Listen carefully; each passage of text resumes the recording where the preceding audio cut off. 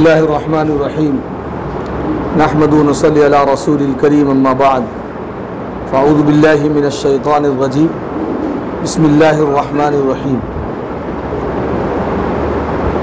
وَإِن تَنَازَعْتُمْ فِي شَيْءٍ فَرُدُّوهُ إِلَى اللَّهِ وَالرَّسُولِ إِن كُنتُمْ تُؤْمِنُونَ بِاللَّهِ وَالْيَوْمِ الْآخِرِ صدق اللہ العلی العظیم. وقال النبی صلی اللہ علیہ وسلم لن تضلوا ما تمسکتم بکتاب اللہ وسنت رسول اللہ صلی اللہ علیہ وسلم. میرے محترم حضرات، اس مختصر سے وقت میں میں نے قرآن کریم کی ایک آیت پڑھی ہے، بلکہ ایک آیت کا ٹکڑا پڑھا اور ایک حدیث شریف سنائی. اللہ تعالیٰ ارشاد فرماتے ہیں جب کسی معاملے میں جھگڑو، آپس میں نا اتفاقی ہو جائے، کسی مسئلے میں آپس میں اختلاف ہو جائے، جھگڑا ہو جائے، تو تمہیں کیا کرنا چاہیے؟ اللہ فرماتے ہیں کہ اگر تم مسلمان ہوگے تو تم یہ کام کرو گے. کیا؟ اللہ کی کتاب کی طرف اس مسئلے کا حل تلاش کرو گے، اور اللہ کی کتاب میں نے تو رسول اللہ صلی اللہ علیہ وسلم کی سنت میں تلاش کرو گے.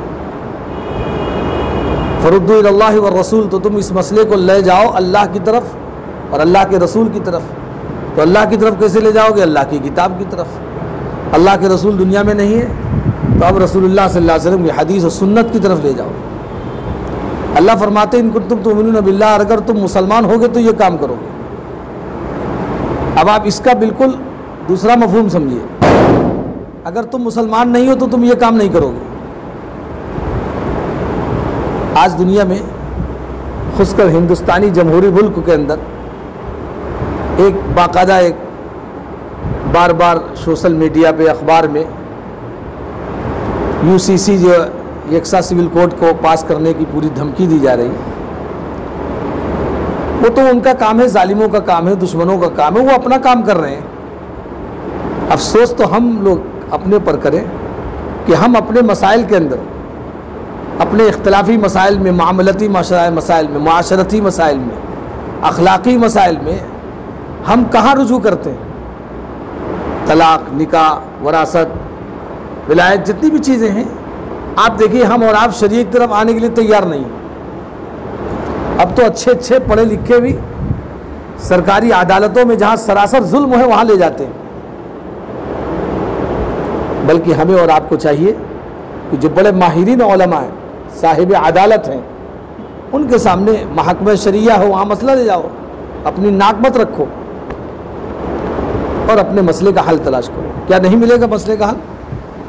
اللہ کے رسول صلی اللہ علیہ وسلم نے حضرت معاذ بن جبل رضی اللہ عنہ کو جب یمن روانہ کیا، بعثہ الی الیمن فقال یا معاذ بما تقضی، ارے فیصلہ کیسے کرو گے اہل یمن کے درمیان؟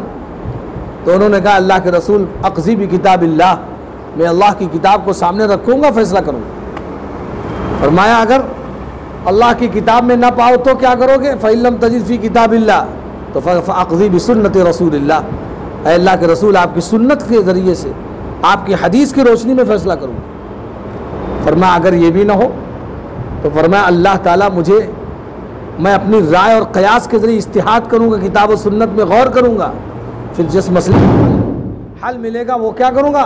تلاش کر کے فیصلہ کروں گا. تو اللہ کے رسول نے فرمایا کہ تمام تعریف مولا کے لیے جس نے رسول کے قاصد کو اس بات کی توفیق دی جس کو اللہ اس کا رسول پسند کرتا ہے.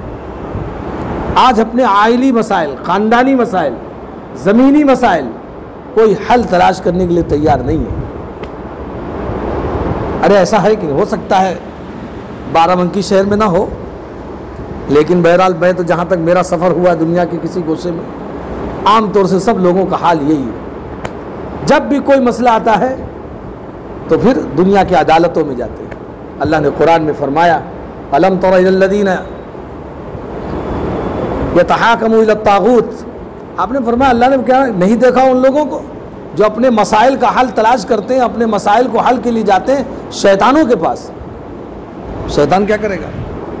تم کو شیطان کی اجڑی بڑی خطرناک ہوتی ہے، ہاتھوں میں پھنسا دے گا، اسی میں پھنسے رہو گے. 40 سال 20 سال 30 سال مقدمات سے پھنسے.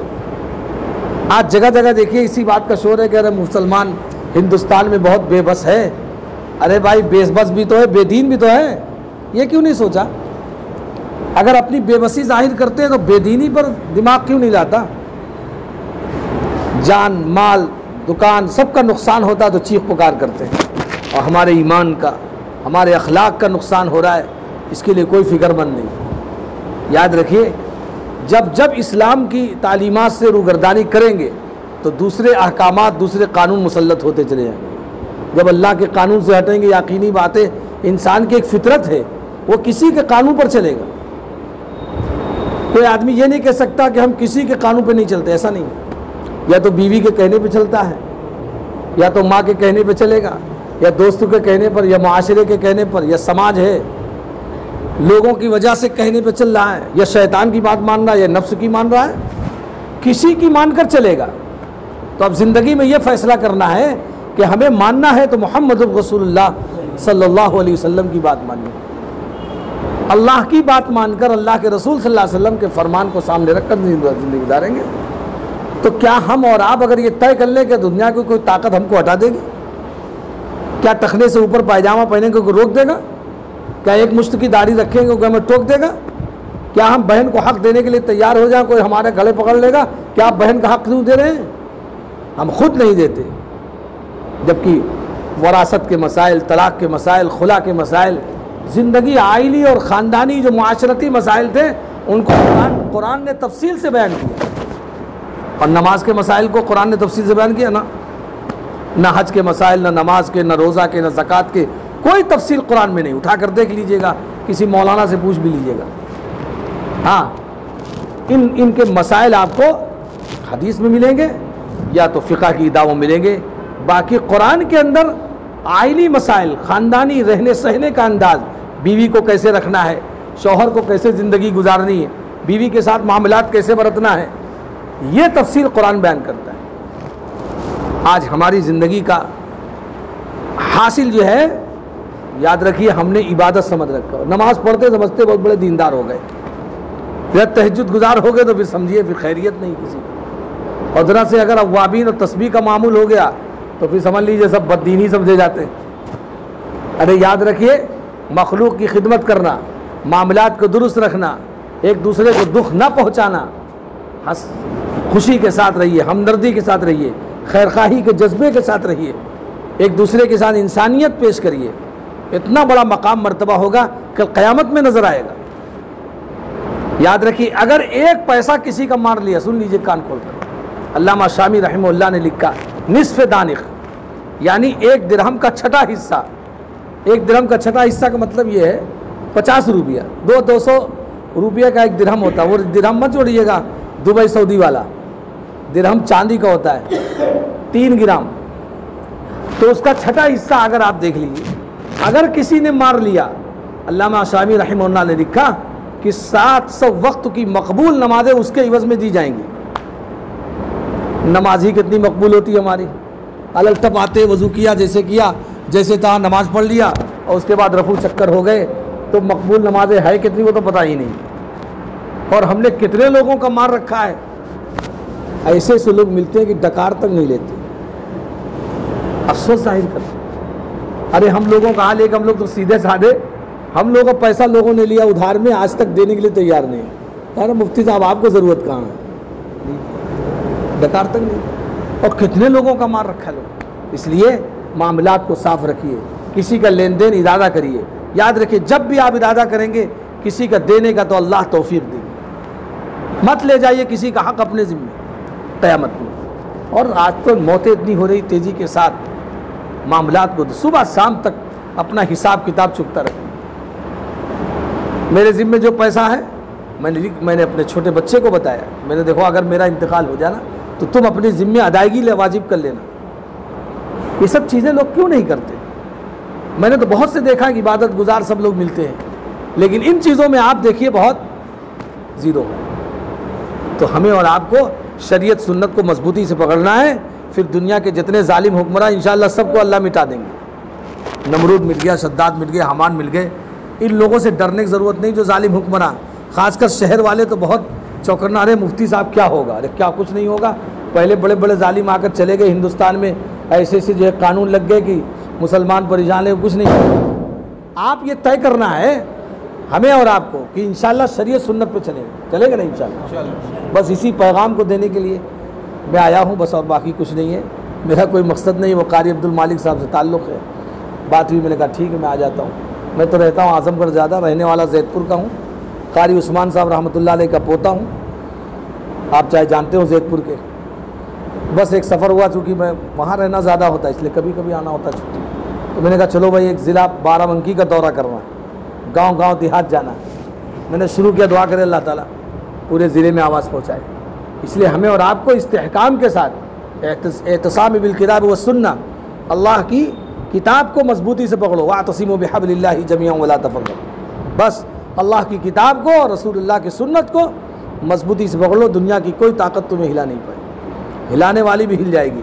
وانتم الاعلون ان کنتم مؤمنین، تم ہی سربلند ہوگے اگر ایمان ہو جائے. تو سب سے بڑا مسئلہ یہ ہے کہ جو بھی اختلافی مسائل اس کو حل کرو. بہت سے الحمدللہ بہت سے مجھ سے رابطے میں رہتے ہیں، بڑے بڑے مسئلے حل کر دیے. فیض آباد میں بھانجے کا ماموں کا اختلاف تھا، زمین جائیداد پراپرٹی، اور 30 سال ہو گئے تھے. میں نے آدھے گھنٹے میں اس کا حل کیا، اور پھر اس کے بعد دونوں کو مسافہ اور لکھت میں باقاعدہ دلوا کر کے سب پورا حق اور باقاعدہ مٹھائیاں تک. میں نے کہا جاؤ بھائی خوشی کرو. کہا مفتی صاحب 30 سال کا مسئلہ حل ہو گیا. میں نے کہا کیا ہے، آؤ شریعت میں آج مسئلہ حل ہو جائے، لیکن اپنی ناک گھر پہ رکھ کے لینا. آج کل مجھے مفتی صاحب ناک کٹ گئی. دیکھیے 11 منٹ ہو گئے، 9:11. وآخر دعوانا الحمدللہ رب العالمین. دعا کر لیجیے. میں بہت کم بیان کرتا ہوں، 10-15 منٹ بس. سبحان اللہ بحمدہ، سبحانک اللہم وبحمدک، نشہد ان لا الہ الا انت. یا ارحم الراحمین، اے مولا کریم ہم سب کے گناہوں کو قصوروں کو معاف فرما، ہماری خطاؤں کو درگزر فرما. اے مولا کریم ہم سب کو شریعت پر سنت پر جمنے کی توفیق نصیب فرما. اے اللہ ہم سب کے ایمانی طاقت و قوت حرارت پیدا فرما. اے اللہ ان دشمنوں سے مقابلے کے لیے ہمت قوت نصیب فرما. آج بھی ابراہیم سا ایمان پیدا، آگ کر سکتی انداز گلستہ پیدا. اے اللہ ہم سب کے ابراہیمی جذبہ، ابراہیمی ایمان پیدا فرما، جو ان دشمنوں اور نمرود جیسے اور شداد جیسے لوگوں سے مقابلے کی ہمت قوت نصیب فرما. یا اللہ ہم سب کو شریعت پر سنت پر اور قوانین اسلام پر چلنے کی توفیق نصیب فرما. یا اللہ اس علاقے کو آباد فرما، اس مسجد کو آباد فرما، آباد کرنے والوں کو بھی آباد فرما، آبادی کی فکر کرنے والوں کو بھی آباد فرما. ہر طرح کے شرور سے، فتنوں سے یا اللہ پورے ضلع کو، پورے عالم اسلام کو اور تمام مسلمانوں کو یا اللہ محفوظ فرما دے. خانقاہوں کو، مساجد کو اور مدارس کو یا اللہ سب طرح کے، سب جگہ کو، دانشگاہوں کو یا اللہ تمام طرح کے شرور سے، فتنوں سے اور ہر طرح کے فتنوں سے محفوظ فرما دے. سبحان ربک رب العزت عما یصفون وسلام علی المرسلین والحمد للہ.